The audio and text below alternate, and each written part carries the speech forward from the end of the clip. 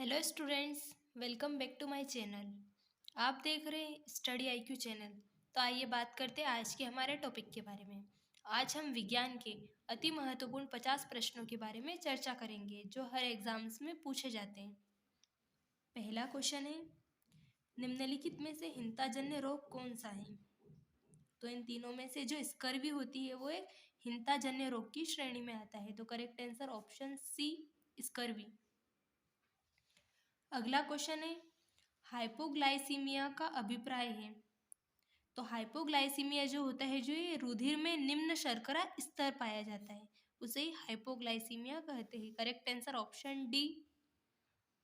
अगला क्वेश्चन है, निम्नलिखित संयोजनों में से कौन सा विषाणु मानवों के लिए संक्रामक है? तो इन चारों में से जो H5N1 होता है वो मानव के लिए घातक होता है या मानव के लिए संक्रामक होता है। तो correct answer option A, H5N1। अगला क्वेश्चन है, निम्नलिखित में से वह जंतु कौन सा है जिसके पर्याणिका होती है? तो जो केंचुआ होती है इसे पर्याणिका पाई जाती है इसमें। तो करेक्ट आंसर ऑप्शन सी, केंचुआ। अगला क्वेश्चन है, मानव कोशिका की कायिक कोशिका में गुणसूत्रों की संख्या होती है? तो मानव कोशिका की कायिक कोशिका में गुणसूत्रों की संख्या होती है 46 या 46। तो करेक्ट आंसर होगा ऑप्शन सी। अगला क्वेश्चन है, निम्नलिखित में से वह कौन सा है जिसमें वह अंग कौन सा है जिसमें पानी, वसा तथा विटामिन विभिन्न अपचय अपशिष्ट उत्सर्जित होते रहते हैं? तो वृक्क वह अंग होता है जिससे पानी, वसा तथा अपचय उत्सर्जित होते रहते हैं, मतलब बाहर निकलते रहते हैं।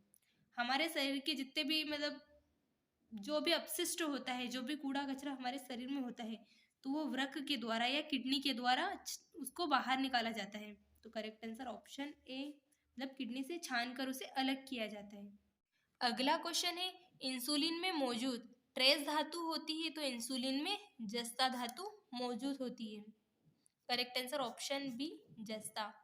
अगला क्वेश्चन है, क्लोरोफिल में निम्नलिखित में से कौन सी धातु मौजूद होती है? तो क्लोरोफिल में मैग्नीशियम धातु पाई जाती है।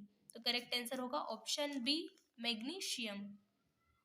अगला है, निम्नलिखित में से वह वाहिका कौन सी है जो शिरा रुधिर को ऑक्सीजन के लिए फेफड़ों तक ले जाती है? तो फुफ्फुस धमनियां शिरा को रुधिर के लिए ऑक्सीजन तक ले जाने का कार्य करती है। तो करेक्ट आंसर होगा ऑप्शन ए, फुफ्फुस धमनियां। अगला क्वेश्चन है, मलेरिया के इलाज के लिए आमतौर पर दी जाने वाली औषधि कुनेन पौधे से किस भाग से प्राप्त की जाती है? तो पौधे के जो तने की छाल होती है उनसे कुनेन औषधि प्राप्त की जाती है जो कि दवाइयों में उपयोग की जाती है। करेक्ट आंसर ऑप्शन डी, तने की छाल से। अगला क्वेश्चन है, अधिसंख्य मछलियां पानी में नहीं डूबती है क्योंकि उनके शरीर पर तरणशील शल्क होते हैं। जो मछलियां होती है उनके शरीर पर एक अनोखे तरणशील शल्क पाए जाते हैं जिसकी वजह से वो पानी में नहीं डूबती। अगला क्वेश्चन है, अत्यधिक शराब पीने वाले व्यक्ति निम्नलिखित में से किस बीमारी के कारण मरते हैं? तो जो व्यक्ति ज्यादा शराब पीते हैं वो सिरोसिस, उन्हें सिरोसिस नामक एक बीमारी हो जाती है जिसके कारण उनकी मृत्यु हो जाती है। तो correct answer option B, cirrhosis, cirrhosis के कारण मृत्यु होती है। अगला क्वेश्चन है, चॉकलेट स्वास्थ्य के लिए हानिकारक हो सकती है क्योंकि उनमें अधिक अंश होता है जिंक का। जो चॉकलेट होती है उसमें बहुत ज़्यादा मात्रा में जिंक उपस्थित होता है, जिसको खाने से हम अगर बहुत ज़्यादा मात्रा में चॉकलेट को खाएंगे तो वो हमारे लिए हानिकारक होती है। Correct answer option C, zinc. अगला क्वेश्चन है, निम्नलिखित में से वह कौन सी कार्बोहाइड्रेट है जिसका प्रयोग दर्पणों को रचित करने के लिए किया जाता है? तो मंड या स्टार्च जो होती है उसका प्रयोग दर्पणों को रचित करने के लिए किया जाता है। मतलब जो आईना होता है उसके बैक साइड जो भी होता है वो मंड मंड से मिलकर बना होता है या फिर स्टार्च से। अगला क्वेश्चन है, न्यूरोलॉजी में किसका अध्ययन किया जाता है? तो न्यूरोलॉजी में तंत्र विज्ञान का अध्ययन किया जाता है। तो करेक्ट आंसर ऑप्शन ए, तंत्र विज्ञान। अब अगला है, अमरबेल कष्ट का है। तो अमरबेल जो होती है वो पूर्णतया परजीवी होता है। करेक्ट आंसर ऑप्शन बी, अमरबेल एक पूर्णतः परजीवी पौधा होता है। अगला क्वेश्चन है, पादपों और प्राणियों में यह अंतर है कि पादपों में जो पादप होते हैं उनमें स्थानगत वृद्धि होती रहती है, मतलब उनकी वृद्धि हमेशा होती रहती है। पर मनुष्य या प्राणी में एक टाइम ऐसा आता है उसके बाद हमारी वृद्धि होना बंद हो जाती है, पर पादपों में ऐसा नहीं होता, उनकी हमेशा वृद्धि उनकी बढ़ती रहती है, मतलब हमेशा उनमें वृद्धि होती है। तो करेक्ट आंसर ऑप्शन सी, उनमें स्थानगत वृद्धि होती है। अगला क्वेश्चन है, हृदय का काम है, तो हृदय का कार्य होता है वो रुधिर को शरीर के विभिन्न अंगों में पंप करना, मतलब हमारे ब्लड को शरीर के सारे पार्ट्स में ले जाना, ये हृदय का कार्य होता है। तो करेक्ट आंसर ऑप्शन डी। अगला क्वेश्चन है, मानव रक्त का रंग लाल होता है, तो रक्त का रंग लाल हीमोग्लोबिन के कारण होता है। Correct answer option B, haemoglobin के कारण। अगला क्वेश्चन है, वृक्क का प्रकार्यात्मक यूनिट है, तो जो वृक्क की प्रकार्यात्मक यूनिट या फिर किडनी की प्रकार्यात्मक यूनिट होती है वो नेफ्रॉन या फिर वृक्काणु, जिसे हिंदी में वृक्काणु और इंग्लिश में नेफ्रॉन कहते हैं। तो करेक्ट आंसर ऑप्शन सी। अगला क्वेश्चन है, निम्नलिखित में से किसे कोशिका का ऊर्जा केंद्र कहा जाता है, तो माइटोकॉन्ड्रिया को कोशिका का ऊर्जा केंद्र या पावर हाउस कहा जाता है। तो correct answer option D, mitochondria. अगला क्वेश्चन है, एक्वायर्ड एमिनो डेफिशिएंसी सिंड्रोम या फिर एड्स निम्न में से किसके कारण होता है, तो ये एक वायरस के कारण उत्पन्न होने वाला रोग होता है। तो करेक्ट आंसर ऑप्शन बी, यानी कि एड्स जो होता है वो वायरस के कारण उत्पन्न होता है। अगला है, निम्नलिखित में से कौन सा प्रक्रम वायु में कार्बन डाइऑक्साइड की मात्रा को नहीं बढ़ाता है, तो जो प्रकाश संश्लेषण की क्रिया होती है इसमें ये वायु में कार्बन डाइऑक्साइड की मात्रा को नहीं बढ़ाता है, जो प्रकाश संश्लेषण की क्रिया होती है इसके अंदर। तो करेक्ट आंसर ऑप्शन बी। अब अगला है, कौन सा विटामिन हमारे शरीर में सबसे अधिक तीव्रता से बनता है, तो विटामिन जो डी होता है यह हमारे शरीर में बहुत तेजी गति से बढ़ता है। जो विटामिन डी होता है ये सबसे ज़्यादा कार्य करने के लिए होता है, मतलब इससे सबसे ज़्यादा कार्बोहाइड्रेट प्राप्त होता है।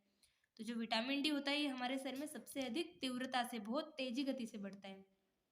अगला क्वेश्चन है, शेक लाइकेन है, तो लाइकेन एक सहजीवी है, मतलब ये भोजन के लिए दूसरे जीवों पर आश्रित होता है।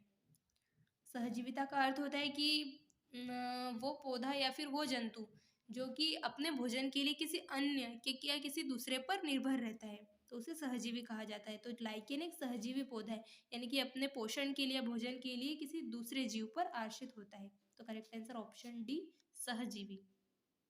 अगला क्वेश्चन है, काष्ठीय आरोही लताएं वे पादप है जिन्हें कहते हैं वल्लरी या फिर बहुत सूक्ष्म पौधा।